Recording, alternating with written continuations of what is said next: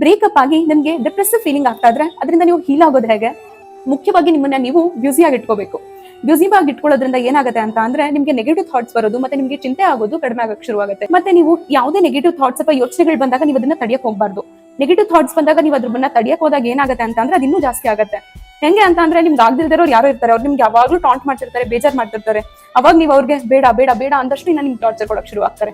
ಅದೇ ಯಾವಾಗ ನೀವು ಏನಾದ್ರೂ ಮಾಡ್ಕೊಳ್ಳಿ, ಅವ್ರ ಪಾಡ್ಗೆ ಅವ್ರು ಬಿಟ್ಬಿಡ್ರಿ ಅಂತ ಅನ್ಕೊಂಡಾಗ ನೀವೇನಾಗುತ್ತೆ, ನಿಮ್ ಪಾಡಲ್ಲಿ ನೀವು ಇದ್ದಾಗ ಏನಾಗುತ್ತೆ, ಆ ಥಾಟ್ಸ್ ನಿಮ್ಮನ್ನ ಕಾಡೋದನ್ನ ಕಡಿಮೆ ಮಾಡುತ್ತೆ. ಯಾವುದೇ ತರಹದ ನಿರ್ಧಾರನ ಈ ತರ ಟೈಮಲ್ಲಿ ತಗೋಬಾರ್ದು. ಯಾವಾಗ ನೀವು ಎಮೋಷನಲಿ ಡೌನ್ ಆಗಿರ್ತೀರಾ, ಯಾವಾಗ ನೀವು ಬೇಜಾರಾಗಿರ್ತೀರಾ, ಆ ತರ ಟೈಮಲ್ಲಿ ನೀವು ಖಂಡಿತವಾಗ್ಲೂ ಯಾವುದೇ ನಿರ್ಧಾರನ ತಗೋಬಾರ್ದು. ಅದು ನಿಮ್ಗೆ ಅಫೆಕ್ಟ್ ಮಾಡುತ್ತೆ. ನಿಮ್ಮ ಸೆಲ್ಫ್ ವರ್ತ್ ನ ಯಾವತ್ತೂ ಮರಿಬಾರ್ದು. ನಿಮ್ಮ ಬೆಲೆ ನಿಮಗೆ ಗೊತ್ತಿರಬೇಕು, ಮತ್ತೆ ನಿಮ್ಮ ಸೆಲ್ಫ್ ಕೇರ್ ಮಾಡ್ಕೋಬೇಕು, ಸೆಲ್ಫ್ ಲವ್ ಇರಬೇಕು. ಅದ್ರ ಜೊತೆ ನಿಮ್ಮನ್ನ ಇಷ್ಟಪಡೋರು ತುಂಬಾ ಜನ ಇರ್ತಾರೆ. ನಿಮ್ಮ ಅಪ್ಪ ಅಮ್ಮ ಇರ್ಬೋದು ಅಥವಾ ನಿಮ್ಮ ಅಣ್ಣ ತಂಗಿಯರ್ ಇರ್ಬೋದು, ತುಂಬಾ ಜನ ಇರ್ತಾರೆ. ಅವ್ರನ್ನ ನೀವು ದೃಷ್ಟಿಯಲ್ಲಿ ಇಟ್ಕೊಂಡು ನಿಮ್ ಸೆಲ್ಫ್ ಕೇರ್ ನ ಮಾಡ್ಕೊಂಡು ನಿಮ್ಮನ್ನ ನೀವು ಇಂಪ್ರೂವ್ ಮಾಡ್ಕೊಳ್ಳೋದಕ್ಕೆ ಟ್ರೈ ಮಾಡ್ಬೇಕು. ಇದೇ ತರದ ಹೆಲ್ತ್ ಟಿಪ್ಸ್ ಗಾಗಿ ಫಾಲೋ ಮಾಡಿ.